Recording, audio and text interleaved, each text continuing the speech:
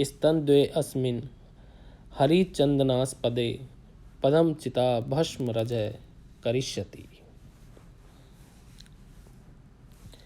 इस श्लोक में शिव की निंदा करते हुए ब्रह्मचारी पार्वती से कहता है कि शिव तो अपने शरीर पर चिता भस्म लगाते हैं, तो शिव से आलिंगन के समय तुम्हारे शरीर पर ही भी लग जाएगी।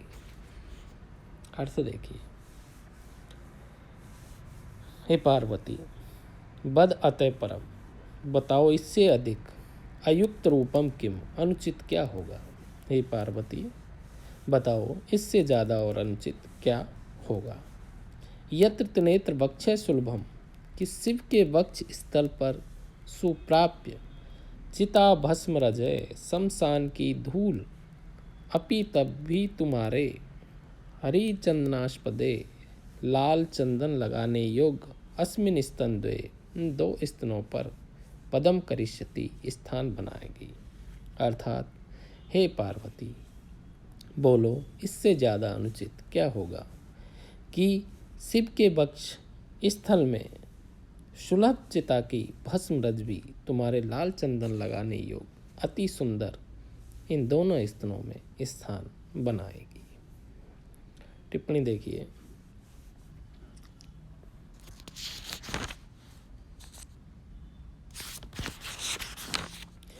त्रिनेत्र वक्ष है जो शब्द आया है, त्रिनेत्राणी यस्य से त्रिनेत्र है और इसमें षष्ठी तत्पुरुष है।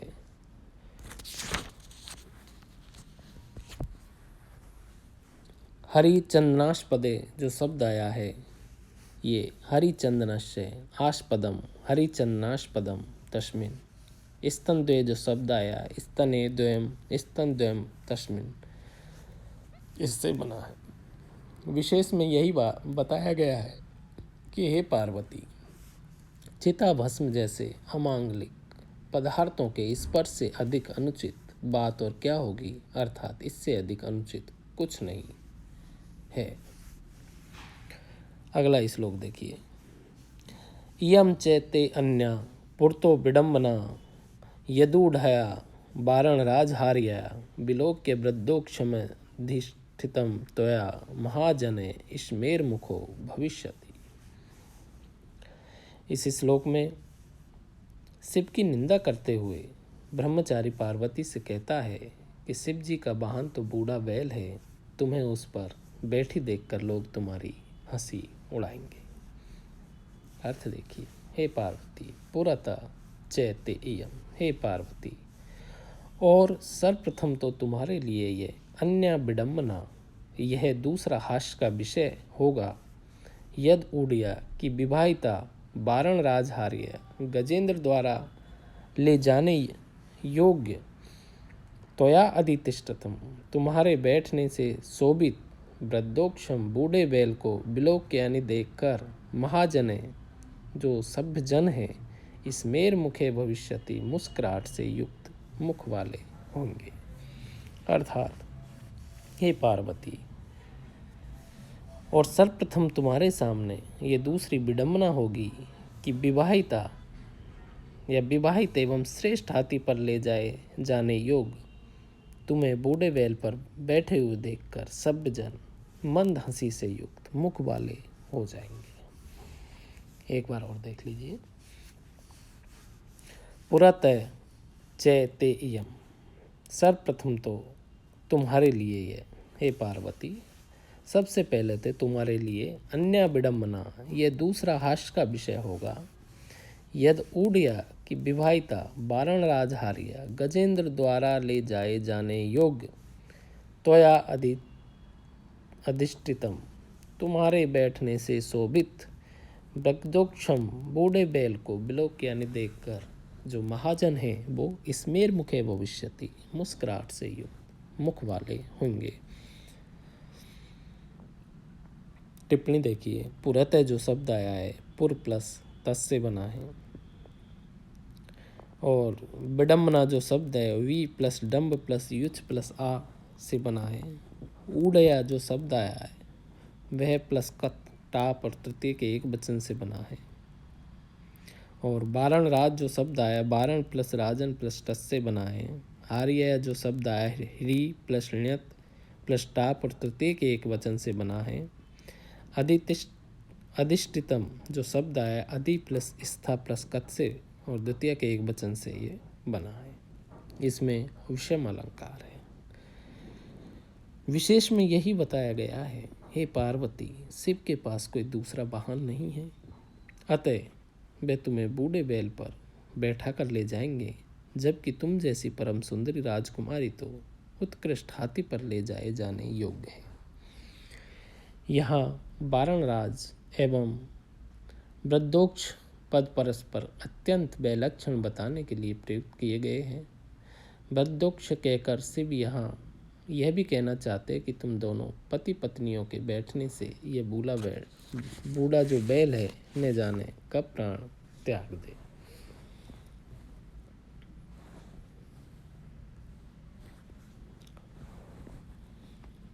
अगला श्लोक देखिए। द्वयं गतं संप्रति शोचनीयताम समागम प्रार्थनया पिनाकिने कला चैसा कांतिमति कला बतस्तमश्य लोकस्य च नेत्र कौमुदी। इस श्लोक में शिव की निंदा करते हुए ब्रह्मचारी पार्वती से कहता है कि शिव को प्राप्त करने की इच्छा से द्वितीया की जो चंद्रकला एवं तुम दोनों ही शोचनीय हो गई हो। पिनाकिने शिव के समागम प्रार्थनया सहवास की इच्छा से संप्रति द्वयम अब दोनों ही शोचनीयताम गतम शोक के पात्र हो गए। कलावत ऐसा चंद्रमा की वह कांतिमती कला प्रशस्त कांति युक्त कला चे अश्य लोकस्य और इस लोक की नेत्र कौंदी नेत्र की चांदनी त्वम च और तू पार्वती।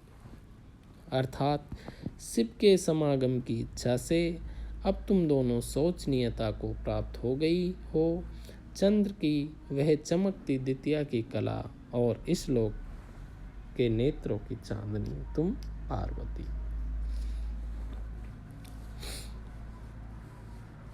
इसमें टिप्पणी देखिए। जो पिनाकिने जो शब्द आया है पिनाकस्य अस्ति तस्य पिनाक प्लस इनी और षष्ठी के एक वचन से बना है। समागम जो शब्द आया सम प्लस आप प्लस गम प्लस अप से बना है। और प्रार्थना जो शब्द आया है प्रे प्लस अर्थ प्लस युस से बना है। और कलावते जो शब्द आया कला प्लस मतुप और षष्ठी के एक वचन से बना है। कांतिमती जो शब्द आया कांति मतुप गीप और प्रथमा के एक वचन से बना है। शोचनीयताम जो शब्द आया है सोच प्लस अनीय प्लस तल प्लस टाप और द्वितीया के एक वचन से बना है। अलंकार इसमें दीपक है। विशेष में इसमें यही बताया गया है कि अपकृष्ट का आश्रय लेने वाली उत्तम वस्तु भी शोच हो जाती है। इसीलिए पहले चंद्रमा की द्वितीय कला ने शिव का आश्रय लिया, उनके मस्तक पर विराजमान हुई तो वह शोचनीय हो गई। और अब शिव का आश्रय लेकर तुम भी शोचनीय हो जाओगी।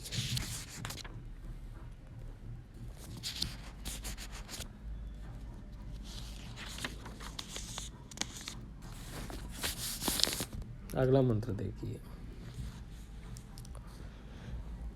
वपुर्विरूपाक्षं लक्ष्य जन्मता दिगंबरत्वेन निवेदितं वशु वरेषु यद बालमृगाक्षी मृग्ये ते तदस्ति किं व्यस्तमपि त्रिलोचने।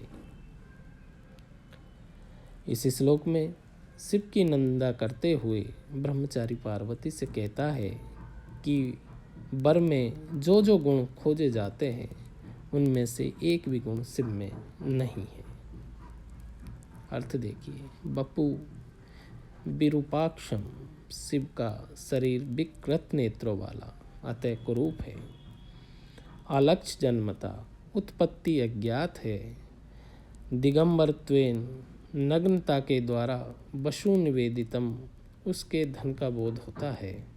बाल मृगाक्षी अरे मृगनैनी वरेषु यत मृग्यते वरों में जो कुछ खोजा जाता है किम तत् व्यस्तमपि क्या उनमें से एक गुण भी त्रिलोचने 3 आँखों वाले शिव में है? दोबारा देखिए। बपू विरूपाक्षम, शिव का शरीर विकृत नेत्रों वाला अतः कुरूप है, अर्थात शिव का जो शरीर है वो विकृत नेत्रों वाला है, अलक्ष्य जन्मता, और जो उत्पत्ति, उसकी जो उत्पत्ति है वह अज्ञात है।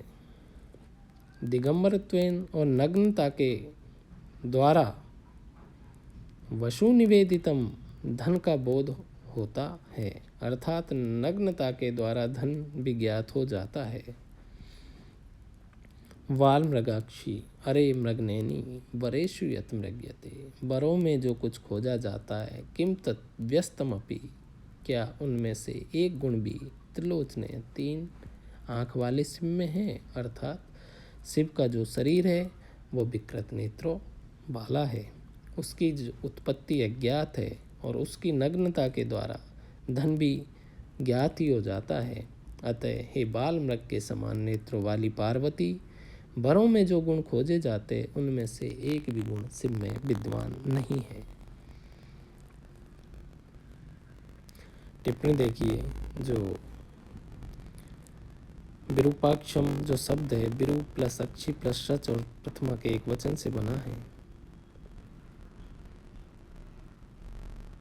वरेशु जो शब्द आया है व्री प्लस अप और सप्तमी बहु वचन है। मृग्यते जो शब्द आया मृग प्लस कर्म लट और प्रथम पुरुष का एक वचन है। और व्यस्तम जो शब्द आया है वी प्लस अस प्लस कत और प्रथमा के एक वचन से बना है।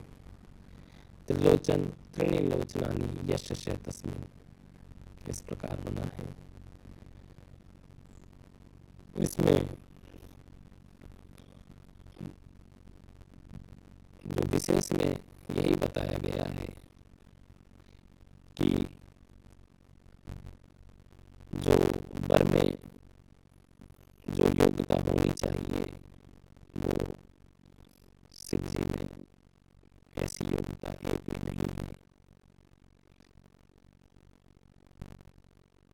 नीति वचनानुसार वर के रूप में कहा भी गया है